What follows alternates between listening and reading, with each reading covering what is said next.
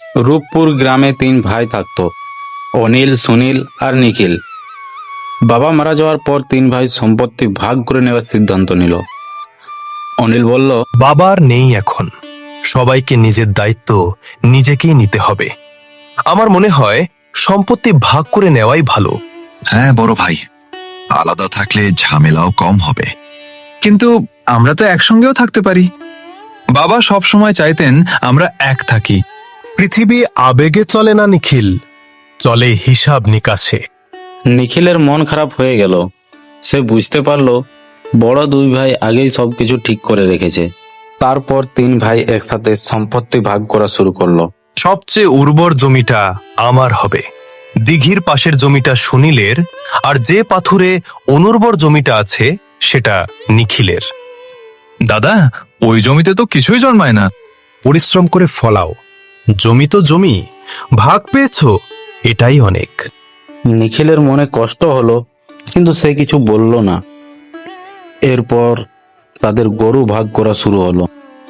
কালো গরুটা আমার, সাদা গরুটা সুনীলের, আর নিখিল পাবে বুলো গাই মঙ্গলাকে। কিন্তু দাদা, মঙ্গলা তো প্রায় দুধই দেয় না। তাহলে বসে বসে তার যত্ন করো, ভালো মন্দ খাওয়া, তাহলে দেখবি দুধ দিতে শুরু করবে।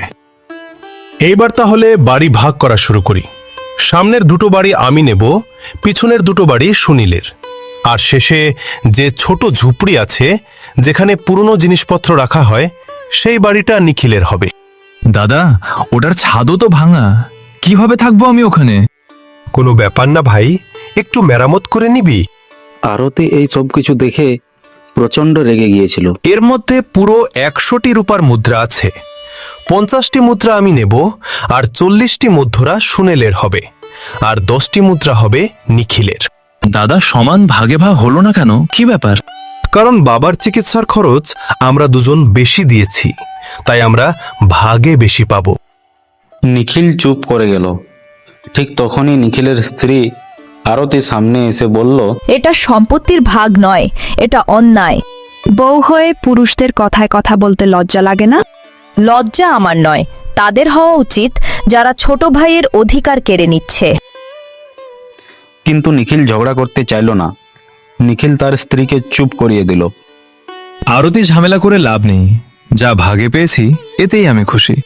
আজ থেকে এই বাড়িতে তোর কোনো জায়গা নেই, তুই তোর বাড়িতে চলে যা। ঠিক আছে দাদা, আমি চলে যাচ্ছি। নিখিল ও আরতি ভাঙা ঝুপড়িতে গিয়ে উঠল। চারিদিকে ফাটল, ছাদ দিয়ে জল পড়ে, কোথাও থাকার মতো ভালো জায়গা নেই। রাতে তাদের খাওয়ার মতো কিছুই ছিল না। আরতি বলল, আজ মনে হয় আমাদের না খেয়েই ঘুমাতে হবে। নিখিল তখন আকাশের দিকে তাকিয়ে বলতে লাগলো, বাবা, তুমি আমাদের শিখিয়েছিলে ভাইয়েরা একসঙ্গে থাকলে শক্তি বাড়ে। আমি তোমার শিক্ষা ভুলিনি, কিন্তু আমার ভাইয়েরাই আজকে আমাকে ছেড়ে দিল।